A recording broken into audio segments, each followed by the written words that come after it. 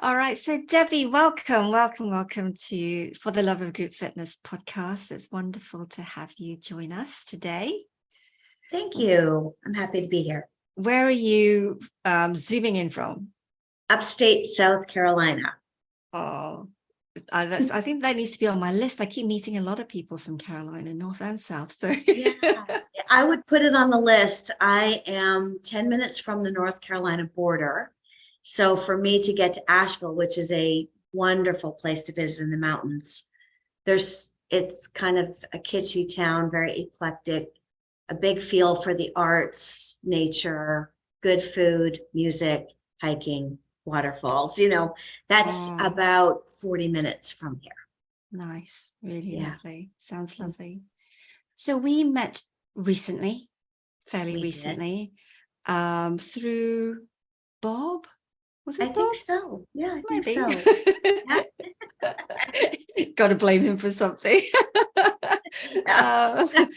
So for our listeners, and well, actually for our listeners that are listening in, I was fascinated when we, managed to catch a Zoom together just to find out a little bit more about each other and how, you're doing huge amounts of work in the wellness space.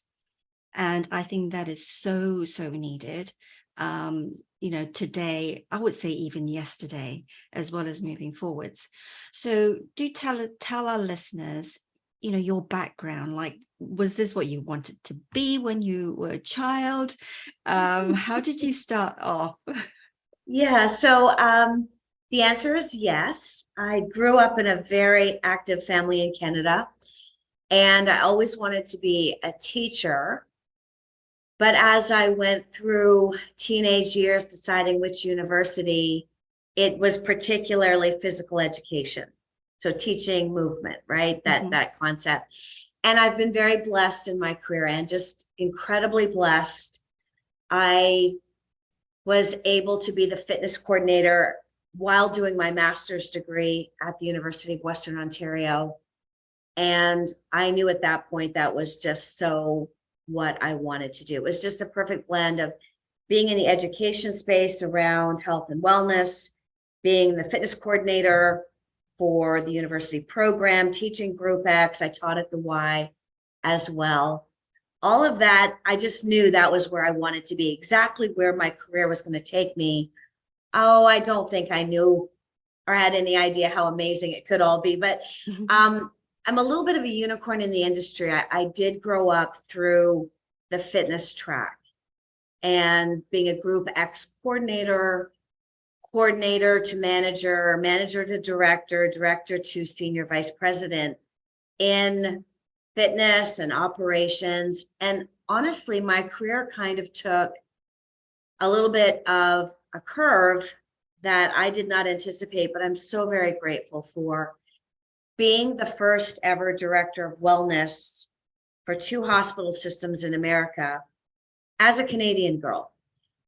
So that was formative for me in my career, because now I was taking all of my fitness background experience and management and operations, all those things, budget and everything, to now be a director of wellness for a hospital meant that my learning curve within what I was doing to impact lives and influence lives with fitness and exercise to better health now became a much bigger call to action. So being on a hospital payroll exposed me to not only keeping on with what I was doing in Group X and personal training, but now learning to adapt and learn how to create wellness programs for the not so healthy. So being able to receive members into my medical wellness centers from the community at large who presented with a lot of things: diabetes, hypertension. I just had a knee replacement.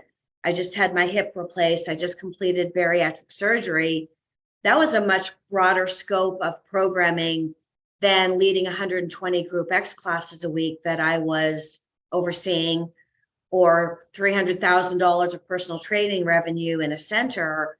Now I was figuring out, what kind of programming will I offer for those with diabetes or hypertension or Mm. bariatric surgery, which is very complex. So that became a newfound joy for me. I really realized in that chapter, and I was 23 years as a director of wellness for healthcare systems in America, my love and my passion to serve those that had certain health conditions. And it went bigger than that for me and my soul. It was not only that, but it made me realize working with those audiences how much I really wanted to use health as hope. Truly to, I could meet someone and they would share their journey and say, I know I need to exercise, Debbie, but the standard, I need to lose 30 pounds before I join your center. We all know this, right? Yeah. And my heart hurt for them because it was like, no, you don't. But our fitness community and our club environment so caters, and still to this day, to the fit, that I understood with the whole of my heart and the experience in managing multiple clubs nationwide, that if you took a step back, which I was forced to do, well, there are a lot of folks who believe that you need to be a certain shape, size, color, fit into a certain, size jean, or that, and you had to wear leggings to exercise, that was the norm of what we offer. And so we were leaving about 80% of the population outside of the gym to figure out, how do I need to be able to stuff myself into some leggings to go to Anne's yoga class? Do I really need to do that? And this was my learning in working with patients that came from the docs into our center. I didn't have the wellness programs to accommodate them, nor did I have personal trainers that knew how to work with a bariatric patient. So that chapter in South Carolina, the first 12 years of being on a hospital payroll, was amazing, Anne, because I had to grow. I had to grow as a leader. I had to learn about bariatric patients and hypertensives and knee replacements, make sure that I understood the health of that. And we still cater to the fit and all that. You don't remove any of the things we do. We simply layer it in more than what we had for the fit that we did exceptionally well. But what about everybody else? And so I found a new love in the industry of programming and training up my Group X instructors. We were running 120 classes, and my personal trainers, to have more advanced skills to accommodate those with different needs. And so I just found a new place to play, right? And it was like, this is so good. And I also learned in both health systems how to create employee wellness programs for our own employees. And so that's a little bit about me. I've just kind of grown up in the industry by virtue of taking roles that leaned into my skill set, but also challenged me to learn more and do more. And so at this point in my career, it really is looking at opportunities for, what does the current consumer profile look like post-pandemic, and where do we need to fill gaps and do better? Wow. I'm going to take you back. So your first wellness job, what year was that? That was, let me think about this, 1999, first director of wellness job in South Carolina. 99. Up to that point, it was all fitness jobs. Yeah. What do you think how would you have defined wellness back then? And would you say the definition has changed over the years? That's a brilliant question. So good. That's a great question. So yes, it has changed phenomenally. So wellness at the time was, the journey began with exercise always. Let's get you moving. And that makes sense. That makes perfect sense. And then it was, okay, now let's eat better. Let's move more. And then it was eat better. And particular to where I was in South Carolina, which is a huge segment of the tobacco farms, so a huge incidence of smokers. I think it was 17 or 18% of the population in that county that I was in South Carolina, and then on into my North Carolina role, a big number of the local population smoke. So it typically was a wellness journey was, let's get you moving more. Now let's eat better. And now let's tackle the smoking. And if it wasn't the smoking, a corollary was stress was right in there as well, right? Mm-hmm. We never started with stress less.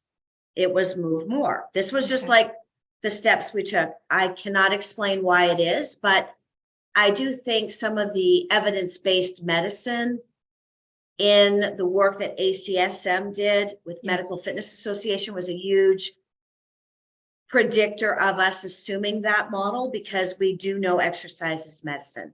Very important, right? Mm-hmm. Now, wellness is very different, and we're leaning more into the terminology, most particularly, although it is expanding in corporate wellness, the term well-being. And the idea being that well-being is more, you have the tenets of wellness, but the layer of well-being is a holistic approach to finding opportunity for a person to find joy in what it is that they're doing, no matter where they begin. So you might start with nutrition, and even bigger than that is understanding your purpose and your why in your life. So well-being is largely attributed to, do you know what your purpose is?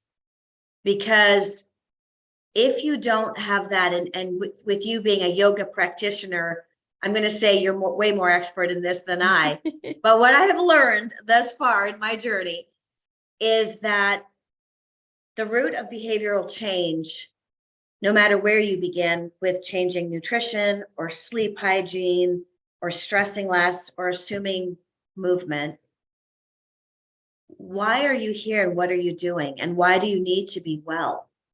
What is your purpose? And I think a lot of individuals don't necessarily get out of the gate, because the psyche of that, we don't have clarity why we're getting up every day. And that makes for a different existence. So well-being is a term that we're using more in different places and spaces. Yeah, I find that interesting, because I think perhaps more with the general public, those two words, wellness and well-being, are probably used interchangeably. I agree with you. I think they are. And that's okay. That's okay. I think the fact, honestly, and that's really an interesting point. I think that's okay. I think the fact that wellness is that term is being used more in more environments, groups, disciplines sprinkled in all over, versus fitness as a standalone, is showing that we're evolving in our industries, right? And that's a really good thing. So I think there's huge value to that, and moving along the paradigm of continual growth in our industry to well-being being more commonplace over time, because it is more comprehensive, it is more inclusive, it speaks more to the mind, body, and spirit. We're not just a moving machine.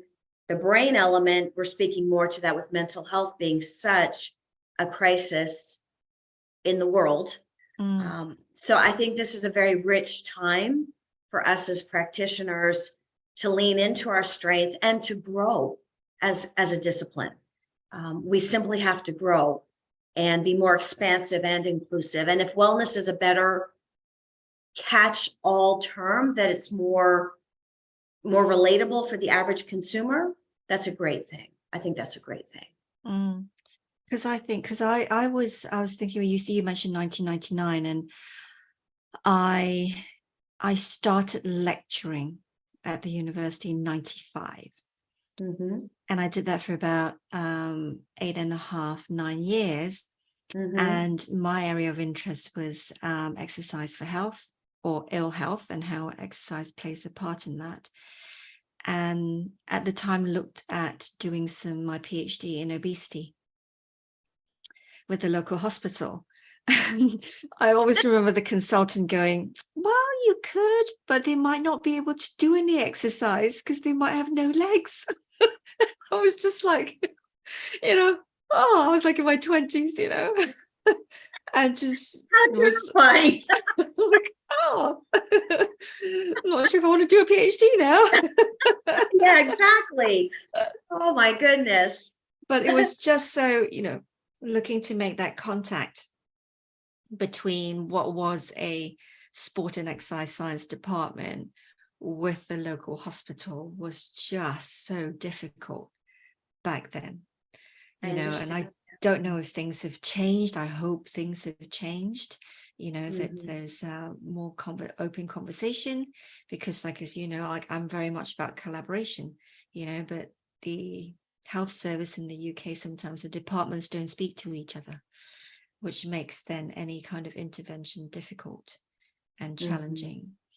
My partner had open heart surgery in 2011 in the summer, and they contacted him for his cardiac rehab, in nearly the spring of the following year. Oh my word. Yeah, it was summer, and it wasn't till like after. Oh my word. I'm like, I mean, obviously I was like, let's get out, let's start doing some stuff. So I was doing stuff with him anyway, but that was just like crazy, right? That is crazy. It's a bit pointless now, like 9 months later. That is, yeah, I'm almost rendered speechless, because with my medical wellness background, and it because your partner has gone on this journey, the probability of readmits with a heart patient that is not immediately into a cardiac rehab segment, unless it's someone that, an exercise physiologist that has an event and they can self-monitor, that's a different kind of conversation, but that's not the norm.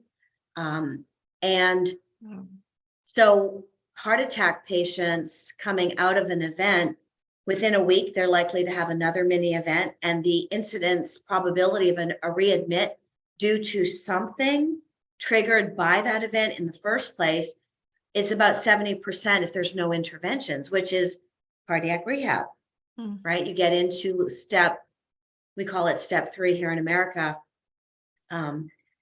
So he was very blessed to have you to get out and get moving a little bit and walk. And I'm sure you did all of those things. Yeah. Yeah, we did. So it's very important. Here in America, it's the same, very much siloed. And some of the things that are presenting post-pandemic in the healthcare system in America, which is creating new challenge and new opportunity.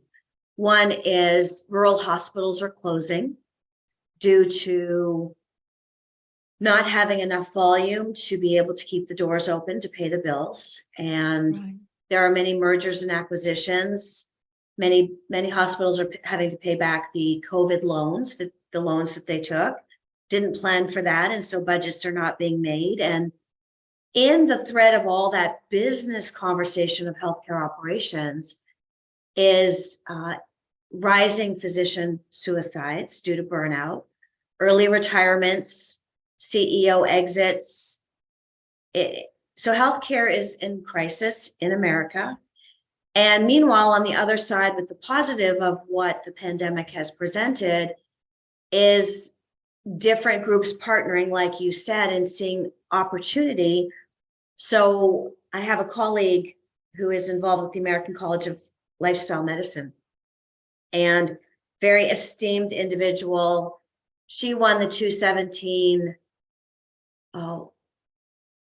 what was it? Fitness Professional of the Year. I won Program Director of the Year. And so Jessica and I we met each other. That's the only time we've met. And we have such respect for one another, just like instant respect for you. And so she shared that the American College of Lifestyle Medicine is looking at exploring a new track within the physician space for new grads, new docs, to assume a specialty there.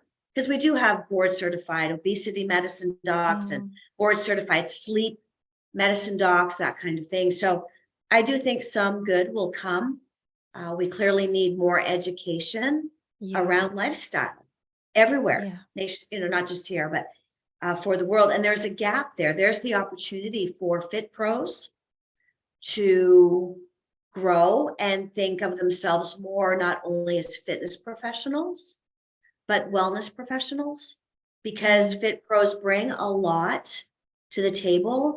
I know so many that have health coach certifications, a nutrition specialist cert, yoga. I mean, it is all part of wellness. And I just want to take a magic anointment and go, you're all anointed. You are all now wellness pros. Use what you have. Just grow a little bit and look at what you can do to provide education, not just fitness classes, but wellness programs, webinars, education sessions, create community by doing this. We're now hybrid, right? So much great opportunity. And there's need. Physicians do not have time to provide lifestyle education. 15 minutes with their patient, they need to find their true and trusted partners in their local community. So if Anne goes to her PCP appointment, or Debbie goes, Debbie, you've got hypertension and you gained 10 pounds since last year.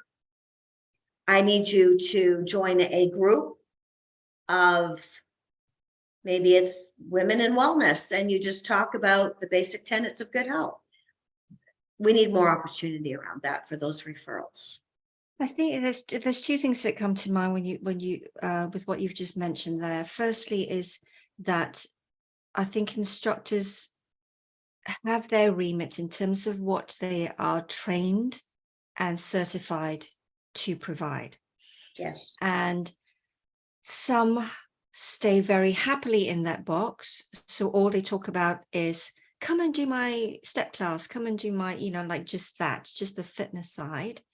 And then there are others that venture off into other realms, which they're actually not certified to do, and yet they're providing it, and so it's like, how do we, I personally say to people, that instructors that I work with, is, look, we're changing lives. Even if it's just one fitness class that someone comes to do, their life can potentially change, right? So let's start talking about well-being, start talking about wellness, rather than just your fitness class, because it's not just a fitness class. But then where does that stop? Do you see what I mean? Because then they're off providing nutrition, they're writing diet plans for people, they're doing all of this stuff, which counseling, that they're actually technically not really trained or have the skill set to deal with, everybody. That's a very good point you bring up. And with questions like this, and I lean into my medical wellness background, and this is where I had to grow up. I had to learn more about risk, potential risk, liability, compliance. And in the healthcare space, 23 years as the director of wellness, and now it's my new norm. I understand why. I understand. Is that in the healthcare space, the nurses, the docs, it was, you never color outside of the lines, right? What does that mean? And you sort of just described that, like, as a fit pro, wellness pro, what are your lines? Do you step out? And I think the best practice for the industry, because the future of our business is partnerships. Yeah. The future of our being described as an essential service, is having the respect of healthcare systems. They have the patients, we have the professional skills. The bridge. How do we create the bridge? Yes. The bridge will only be created with mutual respect, and us as fitness pros, wellness pros, whatever we call ourselves, coloring within the lines. So for me, my counsel, based on my experience, and I engaging with a wellness lawyer and understanding and seeing what is happening in America in those that have colored too far outside the lines. Lawsuits are presenting. And it's going to go faster than slower because that side of the industry is booming. Supplementation, diet, prescription, these kinds of things, right? So I think coloring within the lines is important, and the bumper guards of working top of license and providing education within the licensure that you hold. In fitness, those are certifications at this time. And I think general health and wellness coaching, when you know that the average consumer can Google sleep hygiene, what to eat. You know, if we're the average consumer is doing that, we as the fitness professionals and wellness pros can work within those spaces. But it does get a little muddy and a little litigious when we start prescribing eating plans if we're not a dietitian, and particular supplementation without the counsel of their physician on board.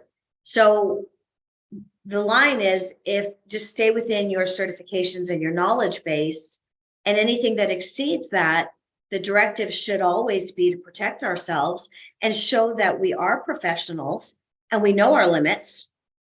Our partners need to know that. I'm speaking more to the healthcare professionals, is referring back to your doc. And right now in the industry, one of the big conversations is the weight loss medicines. TikTok has blown up Ozempic and Mounjaro and all of those. There's 4 diabetes medicines that are for diabetes patients to impact weight loss, to bend the curve of blood sugar, you know, these things that are presenting.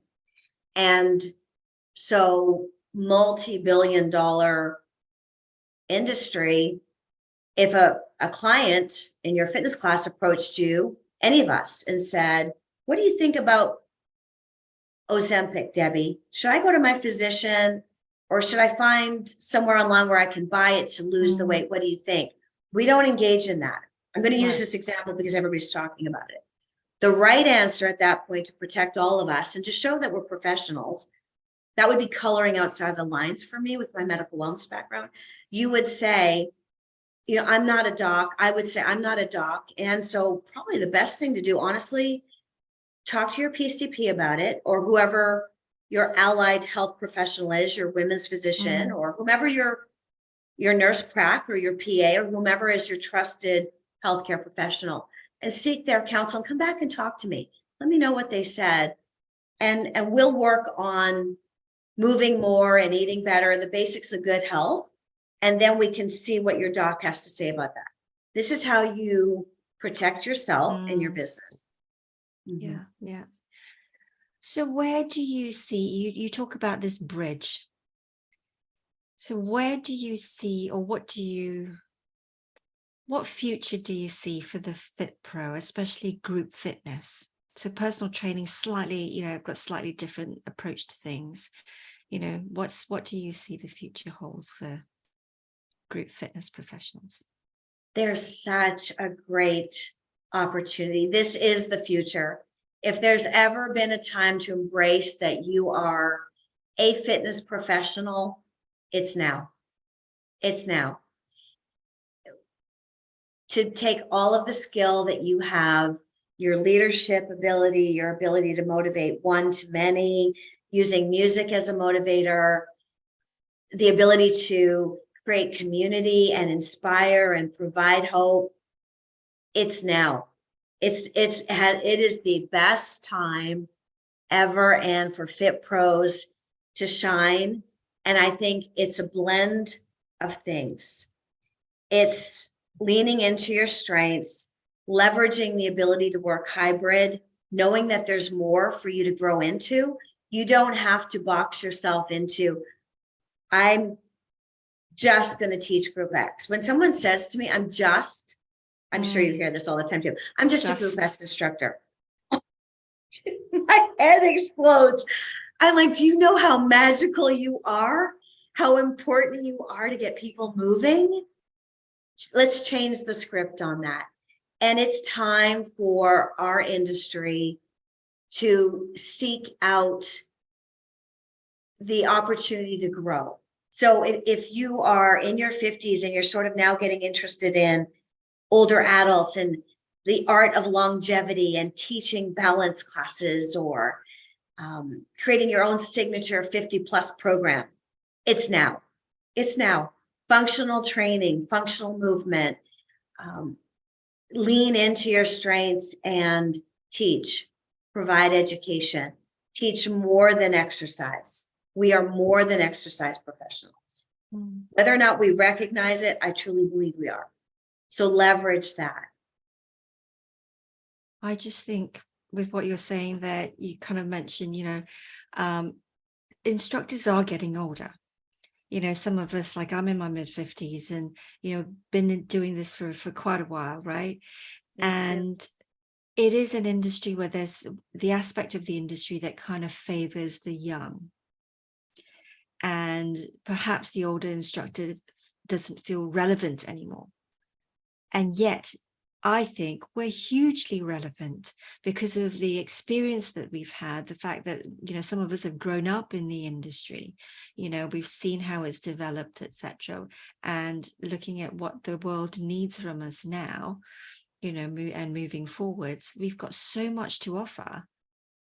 And it breaks my heart that, instructors get to a certain age and they think, oh yeah, no, I'm too old for this, my face doesn't fit anymore. And they go off and get a part-time job in a supermarket or, something like that. So, yeah. I just love you. I so agree with you. I think you're exactly right. And I think the data, and if you skim across all the trend reports, just know it's your time. Don't step out. Do not step out right now. Because here's why. If you look at the consumer reports with McKinsey and Consulting, if you look at club reports like Club Solutions, they do an annual trends report. ACSM, there's a global report, there's an American report. If you look at the American Heart Association, Canfitpro has a trends report. There are many trends report. I follow them all because I'm teaching master classes and I'm an educator and I'm speaking and I'm writing. And it's very important to me that I stay current with those trends to be a good, strong educator. So I need to know that. And I love that piece of what I do. And if you look at those trends reports that I just mentioned, in all of them, within the top 5, and you know this, Ann, but for the audience, in the top 5 of each, whether it's a consumer-based report, a consultancy-based report, McKinsey and Consulting that just does consulting on what the consumers want, huge report, ACSM, one of the leading agencies that we all follow for exercise prescription, in the top 5, all of them, older adult programs. Functional training, what is that? Older adult programs. Improving, offering fitness classes that improve day-to-day living. Well, what is that? That's longevity. Let's age well. Whatever's sprinkled in there. Balance, mobility, agility, cognitive training, whatever it is. So within the top 5, those two are in all 5. So us that are older in industry, we need to remain committed, stay the course, lift up the fit pros in our communities as you're doing, and start innovating and creating new fitness classes. In America, here's a huge gap in. So I'm 61, so I'm right there with you. And I did CrossFit in my day and I loved it for a long time. If you look at the top 5 trends and programming and the average group fitness schedule in America, what do we see? High intensity CrossFit type classes. It goes on and on. I don't see a lot of mindfulness programs, meditation, yoga, recovery. We're talking about it, but I don't see the action of programming it. We need to take these steps. And if we're going to take the step, then we need the right people to teach these classes. Aging well, whatever we want to call it. So There's tons of opportunity. Mm. We need to be on the floor. We need to be mentoring. So my point in some of the gaps, I see high intensity classes to silver sneakers in a chair, and 2 other programs, one with SCW, and they're all brilliant. They all service a particular market. And Alexis Perkins has a beautiful program called Chair One. All 3 of those are in the chair. So what happens in that middle? We're older adults, we're aging well, we're fit, we're strong. We don't want to CrossFit. We don't want HIIT and a whole class of plyometrics, but we're not quite ready to say we'd like to be in the chair exercising, right? Huge opportunity. And we need to embrace that and start innovating. Create new Group X classes. Absolutely. Absolutely. It's because I think what I'm tending to see is at club level is they're targeting millennials and Gen Z still, and yet they have a membership base that has been with them for 10, 15, 20 years that's now older. They have hugely loyal instructors who've grown up there, and grown old there in some ways. But I mean, like I do a class that's at my studio it's not yoga, but it's yoga, but it's functional, right? And it's needed for everybody, needs it actually, if you do want to age well. Definitely. I totally agree. I'm involved with 2 groups, 2 large groups, and we were looking over some group schedules. And the person that I'm working with said, we have a great trainer and we're addressing the trend with injuries for older adults and fall prevention. And if they do fall, corrective exercise is the name of the program. And I'm like, that's not it. That language does not appeal to the current consumer profile. First of all, corrective suggests we're not okay, that we need correcting or fixing or something. We have to be very mindful about the words we use to describe our fitness classes. Butts and guts, stop it. Just stop it. I mean, stop the madness. So I love what you're saying there, because it's innovation. If the innovation is just to look at your Group X schedule and change the names to be more inclusive, that's a huge first step.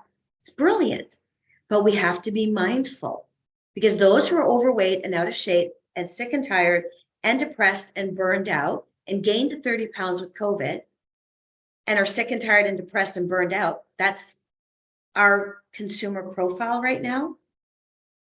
We need to be more sensitive and compassionate and be very mindful about how we're messaging our gift, what we bring. But we got to do it right on the front end, because you're right. The clubs are marketing to the millennials because they need the longevity of the business memberships. Yes. It's a business model. I respect it, but it is the time to do better and get out of the safe space of what we've done and adapt to our new consumer profile and health crisis that we're living within. And this is where I think instructors who purely and simply teach within the club setting have an opportunity now to offer something on Zoom or, out in their community, because as you say, a huge percentage of the population don't even set foot through the front doors of a health club or a gym, right? And they need our help. And, we can take what we do out in the community rather than just wait for people to turn up at our classes in the club, Absolutely. In fact, it's the first step. If you want new members, Zoom into their living room and meet them on the couch. Right? It's a blessing that we have these skills. So it's a very exciting time. Like, it's hard for me to not get twinkles in my eyes. I'm thinking, oh my gosh, this is our time, right? Hurry up, everybody. Let's make it all happen before the next chapter comes. But it's a very exciting time. Awesome. Listen, I'm so conscious of time, and that you've taken time out of your day to to come and chat with me. So you've dropped loads of nuggets. Like I've made loads of notes here, and I'm going to listen back again.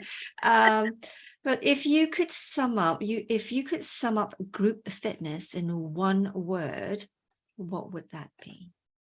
Can I please have 2 words? Go on. Hope Hope. and motivation. Awesome.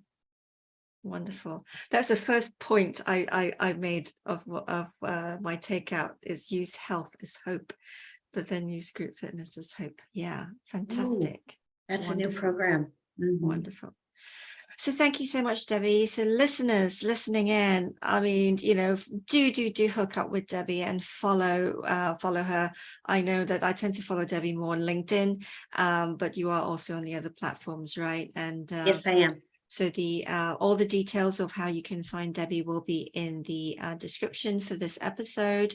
And she's also kindly putting forward an offer as well for 2 of her masterclasses. So details of that will also be in the notes below this episode. So honestly, you'll be inspired to, just be in her world as I am. So thank you so much, Debbie, for your time. You're welcome. Thank you so much. Talk to you soon. Okay. Bye. Bye. Bye.